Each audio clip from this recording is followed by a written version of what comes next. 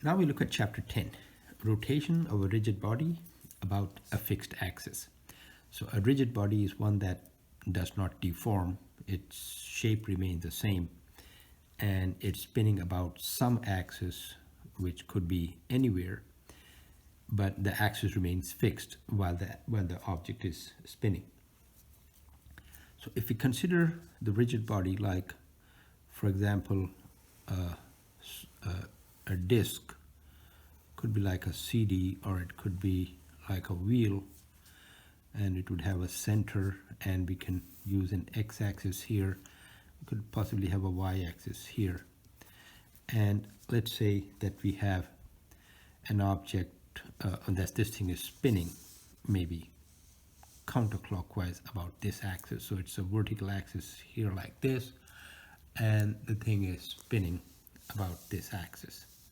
Well, it could have been spinning about this axis, or this, or about any other axis. Could be spinning about an axis over here or over here. So it will spin like this, it will be off center, but you could have the axis anywhere you like. So the first thing we want to do here is to define the radian. So normally we are using degrees as the measure of the angle, but the SI unit is the radian, and the radian is defined in such a way that if you have a point here and it starts turning, so this point will curve along a path and reach somewhere here, and we'll keep on going. But this distance along the curve is taken as S, and this is the radius R. That will also be R. Now, when S is equal to R, this curved distance is the same as the radius, the angle at that point is theta, then that angle is 1 radian. That is how the radian is defined. If the point keeps going and reaches a point here, well, it will be a little bit further from here, then this is 2s, this new s up to here is twice of r. So 1 r from here to here and another r from here to here. So s is twice of r. Well, then the angle would be 2 radians, and so on. And so we can write that the theta in radians is s over r. When s is equal to r, it's 1. When the s is bigger, it's more than that, more than 1, and the unit would be a radian. Now, a little bit more about this unit. S is meters, and R is also meters. So just cancel out. So this thing, S over R, is actually dimensionless. There is no dimension to it. So if we say theta is 1 or 2, it's sort of ambiguous. So we use the term radian, but the radian is actually dimensionless. And because of that, if you want to, as we'll see later, if ever you have something that looks like radian of like some quantity that has radian in it and some other quantity that also has radian in it, you do not get radian square, because there's no such thing. Radian itself is nothing, it's just dimensionless. Now, one more thing before we go further, and that is the change in the angle. So if our, let's say we started from here, let's say at any point in time our object was, let's say, here, and this is at t equals 0, and then the whole disk started spinning, so that after some time it reached, let's say, here at t equals some delta t. So this is theta initial at t equals 0, and this angle will be theta final at t equals delta t. And so the change in delta, which is the delta theta, is going to be theta final minus theta initial, and that's going to be the final minus the initial, so it's going to be this particular angle. this will be our delta theta. And because it's spinning in this direction, the delta theta, the final angle is bigger than the initial angle, so this is positive or greater than 0. However, if the thing were spinning clockwise, if it had gone from B to A, so that's from A to B, so if we want to find the delta theta from B to A, so if it were going from here to here, then the initial would be bigger. This would now be the initial, and this would be the final, and this would be, well, it would be a negative number or less than 0. So whenever the thing would go clockwise, the delta theta becomes negative, and whenever the thing goes counterclockwise, it becomes positive. So all clockwise angles are positive and all counterclockwise angles are negative. So for example, if you want to say what is the angle here, if you measure it like this, this would be a negative angle. If you measure it like this, it would be a positive angle. Okay, well, with this, we would now like to find relationships between the linear quantities, which we've already done, for example, x, y, z, the velocity, which could be vx, vy, or vz, the acceleration, and so on, and relate these to what we call the angular quantities, and we'll see what we need to fit in over here.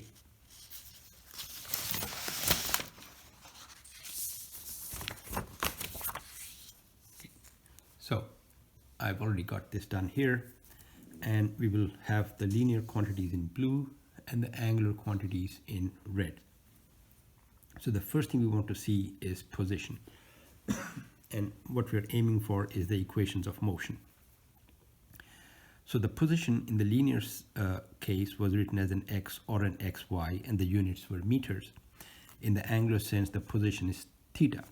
So if the object is, for example, here, we'll say it's at this value of r and this theta. Because it's a rigid body, the r does not change. This r and this r, and if it keeps going anywhere else, the r is always the same. Okay. So the r would always remain the same, and therefore the position is just given by the theta. So the position is theta in radians. Then we look at the velocity. So the average velocity was taken as v average, which was delta x over delta t. So that would be how far it has moved, the displacement over time in meters per second. So the angular velocity would be the angular displacement, which is delta theta over delta t. And delta theta can be written as theta final minus theta initial over delta t. You could write it like that. So the average angular velocity is delta theta over delta t, and the units will be radians for theta and seconds for the time. And then the instantaneous velocity would be dx over dt, which will be in the limit when delta x tends to 0. Similarly, the instantaneous angular velocity would be the limit when delta theta tends to 0 or delta t tends to 0, and we get d theta over dt. Now the acceleration was delta v over delta t, and the instantaneous acceleration is in the limit again when delta t tends to 0, we get dv by dt. So in the angular sense, instead of a, we write alpha, and the average alpha would be the rate of change of angular velocity, so that's delta w over delta t, and the instantaneous would be d omega by dt. Okay, it's not w, it's an omega. And the units for the acceleration is meters per second for v and another second. So meters per second and a second become meter per second square. So here it becomes radians per second for the omega divided by second, so it's radians per second square. And the instantaneous would be d omega by dt. The units are still the same. And just as dv by dt is d2x over dt2, this will be omega is itself d theta by dt, become d2t by dt2, d2 theta by dt2.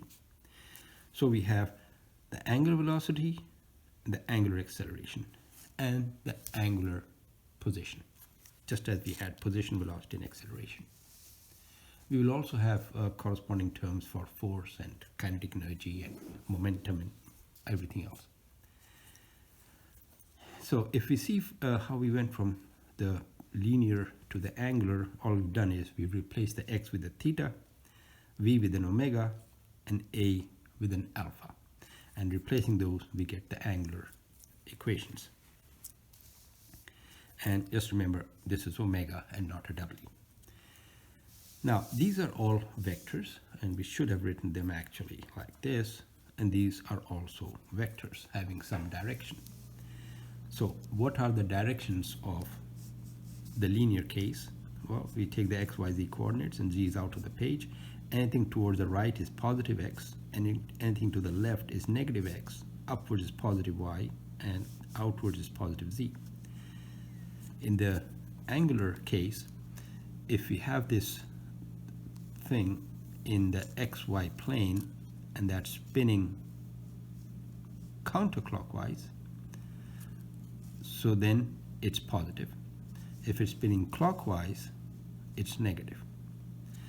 Now, if we look at this xy and we have a disk over here, so suppose xy is the paper and the z is coming out of the paper,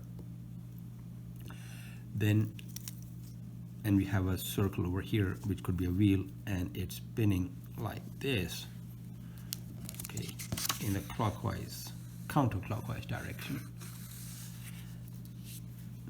So if it's spinning like this, then the omega is positive. But if we want to write it in terms of I, j, and k, so this would be the I direction, the y, the j, and the k. So the omega is given by the right-hand rule.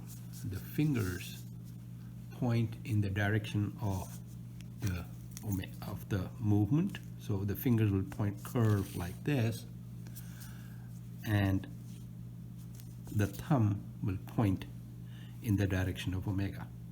So in this case, the finger will be like this, and the thumb will be coming straight out of the page. So the omega would be written as an omega k, because it's in the k direction. Similarly, if theta is going this way, or delta theta is going this way, so that will also be theta k. And if alpha is in this direction, so the speed is increasing, the angular speed is increasing, it would also be a plus k. If the thing is spinning clockwise, it would be a negative k. Okay, so now we go and try to set up the equations of motion. But before we do that, it's done in the book in a different way. We'll do it slightly differently.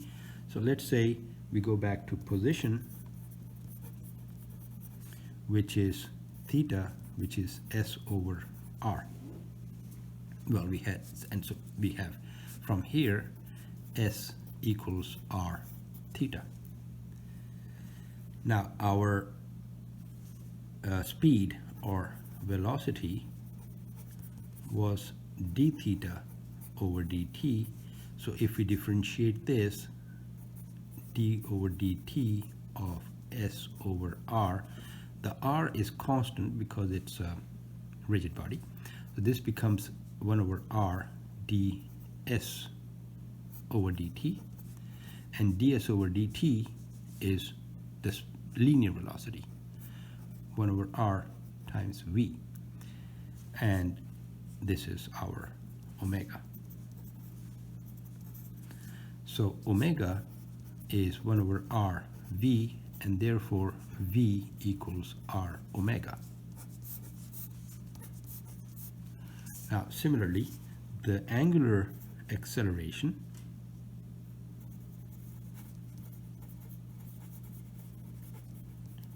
is d omega by dt, which would be from here d over dt of v over r. Again, r can be taken outside. So dv by dt, which is a, dv by dt is a over r, and a over r equals alpha, therefore a is r alpha. So we get these two relations where if you know the theta and the distance, we can calculate the theta and the radius, we can calculate the distance. So if we come back here, if we have r up to here and say the theta is say 0.5 radians, so how much distance has it gone? Well, we can use this equation. R is given and theta is 0.5 radians, we can get the S. So if you have the point here, the R is bigger. For the same theta, it will cover a bigger distance. For the same theta, S is bigger because R is bigger. R would now be from here to here. Now with these relationships, we can go back to our equations of motion.